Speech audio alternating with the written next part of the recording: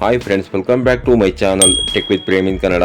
Friends, ಯಾರೆಲ್ಲ ಪರಿಶಿಷ್ಟ ಜಾತಿ ಹಾಗೂ ಪರಿಶಿಷ್ಟ ಪಂಗಡದ ಅಭ್ಯರ್ಥಿಗಳು ಮೊಬೈಲ್ ಕ್ಯಾಂಟೀನ್ ಓಪನ್ ಮಾಡಿಕೊಂಡು ಬಿಸ್ನೆಸ್ ಮಾಡಬೇಕು ಅಂತಿದ್ದೀರಿ, ಅಂಥವರಿಗೆ ಇದೊಂದು ಗುಡ್ ನ್ಯೂಸ್ ಆಗಿರ್ತದೆ. ಅಂತಂದರೆ SC SP TSP ಯೋಜನೆಯ ಮುಖಾಂತರ ಪರಿಶಿಷ್ಟ ಜಾತಿ ಹಾಗೂ ಪರಿಶಿಷ್ಟ ಪಂಗಡದ ಸಾರ್ವಜನಿಕರು ಯಾರ್ಯಾರು ಮೊಬೈಲ್ ಕ್ಯಾಂಟೀನ್ ನಡೆಸಲಿಕ್ಕೆ ಆಸಕ್ತಿಯನ್ನು ಹೊಂದಿರುತ್ತೀರಿ, ಅಂತವರಿಗೆ ಸ್ವಂತ ಮೊಬೈಲ್ ಕ್ಯಾಂಟೀನ್ ಅನ್ನು ನಡೆಸಲಿಕ್ಕೋಸ್ಕರವಾಗಿ 5 ಲಕ್ಷಗಳವರೆಗಿನ ಸಹಾಯಧನವನ್ನು ನೀಡಲಿಕ್ಕೆ ಅರ್ಹ ಸಾರ್ವಜನಿಕರಿಂದ ಅರ್ಜಿಗಳನ್ನು ಆಹ್ವಾನ ಮಾಡಿರ್ತಾರೆ.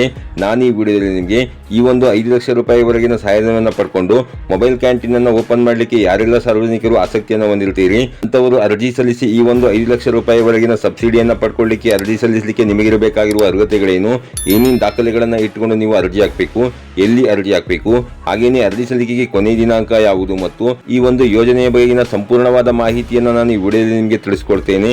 ಅದಕ್ಕಿಂತ ಮುಂಚೆ ನೀವೇನಾದರೂ ನಮ್ಮ ಚಾನಲ್ಗೆ ಹೊಸಬರಾಗಿದ್ದರೆ ನಮ್ಮ ಚಾನಲ್ನ ಸಬ್ಸ್ಕ್ರೈಬ್ ಮಾಡಿಕೊಂಡು ಬೆಲ್ ಐಕಾನ್ನ ಕ್ಲಿಕ್ ಮಾಡ್ಕೊಳ್ಳಿ ಫ್ರೆಂಡ್ಸ್.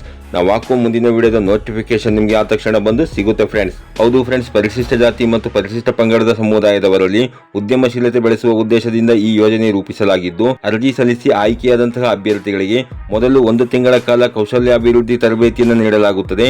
ಆನಂತರ ತರಬೇತಿ ಯಶಸ್ವಿಯಾಗಿ ಪೂರ್ಣಗೊಳಿಸಿ ಪ್ರಮಾಣ ಪತ್ರವನ್ನು ಯಾರು ಪಡ್ಕೊಂತೀರಿ ಅರ್ಜಿದಾರರು ಅಂತವರಿಗೆ ಮೊಬೈಲ್ ಕ್ಯಾಂಟೀನ್ ನಡೆಸಲಿಕ್ಕೋಸ್ಕರವಾಗಿ ಘಟಕ ವೆಚ್ಚದ 70% ಅಥವಾ ಗರಿಷ್ಠ 5 ಲಕ್ಷ ರೂಪಾಯಿವರೆಗಿನ ಸಹಾಯಧನವನ್ನು ನೀಡಲಾಗುತ್ತೆ ಫ್ರೆಂಡ್ಸ್. ಹಾಗೇನೆ ಇದಕ್ಕೆ ಅರ್ಜಿ ಹಾಕಲಿಕ್ಕೆ ನಿಮಗಿರಬೇಕಾಗಿರುವ ಅರ್ಹತೆಗಳು ಯಾವುವು ಅನ್ನೋದನ್ನ ನೋಡೋದಾದ್ರೆ, ಅರ್ಜಿದಾರನು ಪರಿಶಿಷ್ಟ ಜಾತಿ ಮತ್ತು ಪರಿಶಿಷ್ಟ ಪಂಗಡಕ್ಕೆ ಸೇರಿದವರಾಗಿರಬೇಕಾಗಿರುತ್ತದೆ.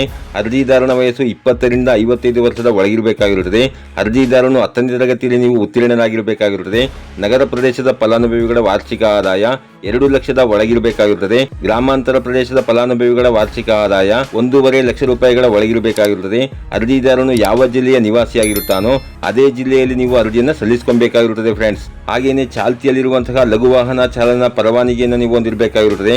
ಅಂತಂದ್ರೆ ಲೈಟ್ ಮೋಟಾರ್ ವೆಹಿಕಲ್ ಲೈಸೆನ್ಸ್ ಅನ್ನು ನೀವು ಹೊಂದಿರಬೇಕಾಗಿರುತ್ತದೆ. ಯಾವುದೇ ಸರ್ಕಾರಿ ಇಲಾಖೆ ಅಥವಾ ನಿಗಮ ಅಥವಾ ಮಂಡಳಿಗಳಲ್ಲಿ ಕಾಯಂ ನೌಕರಿಯಲ್ಲಿ ಸೇವೆ ಸಲ್ಲಿಸುತ್ತಿಲ್ಲವೆಂದು ಮತ್ತು ಮೊಬೈಲ್ ಕ್ಯಾಂಟೀನ್ ಫಲಾನುಭವಿಯಾಗಿ ಆಯ್ಕೆಯಾದ ಬಳಿಕ ಪ್ರವಾಸೋದ್ಯಮ ಇಲಾಖೆಯಿಂದ ನೀಡುವಂತಹ ಕೌಶಲ್ಯಾಭಿವೃದ್ಧಿ ತರಬೇತಿಯನ್ನು ಕಡ್ಡಾಯವಾಗಿ ಪಡೆಯುತ್ತೇನೆ ಎಂಬುದರ ಬಗ್ಗೆ ₹100 ಛಾಪಾ ಕಾಗದದ ನೋಟರಿಯನ್ನು ನೀವು ಮಾಡಿಸಿಕೊಂಡು ಇಟ್ಟುಕೊಂಡಿರಬೇಕಾಗಿರುತ್ತೆ ಫ್ರೆಂಡ್ಸ್.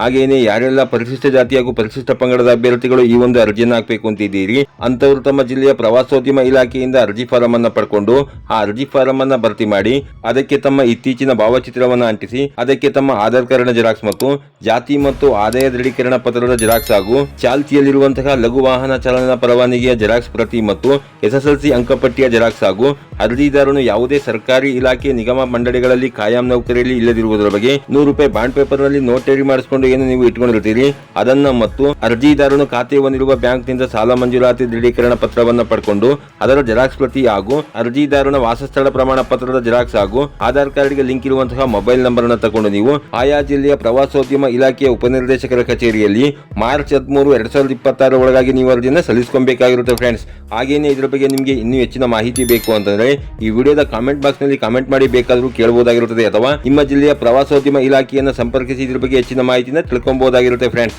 ಇದಾಗಿತ್ತು ಇವತ್ತಿನ ಮಾಹಿತಿ. ಈ ಮಾಹಿತಿ ನಿಮಗೆ ಉಪಯುಕ್ತ ಅನಿಸಿದ್ರೆ ವಿಡಿಯೋಗೆ ಒಂದು ಲೈಕ್ ಮಾಡಿ, ಕಮೆಂಟ್ ಮಾಡಿ, ಶೇರ್ ಮಾಡಿ. ಹಾಗೆ ನಮ್ಮ ಚಾನಲ್ಗೆ ಹೊಸಬರಾಗಿರೋ ನಮ್ಮ ಚಾನಲ್ನ ಸಬ್ಸ್ಕ್ರೈಬ್ ಮಾಡಿಕೊಂಡು ಬೆಲ್ ಐಕಾನ್ನ ಕ್ಲಿಕ್ ಮಾಡ್ಕೊಳ್ಳಿ ಫ್ರೆಂಡ್ಸ್. ನಾವು ಹಾಕೋ ಮುಂದಿನ ವಿಡಿಯೋದ ನೋಟಿಫಿಕೇಶನ್ ನಿಮಗೆ ಆ ತಕ್ಷಣ ಬಂದು ಸಿಗುತ್ತೆ ಫ್ರೆಂಡ್ಸ್.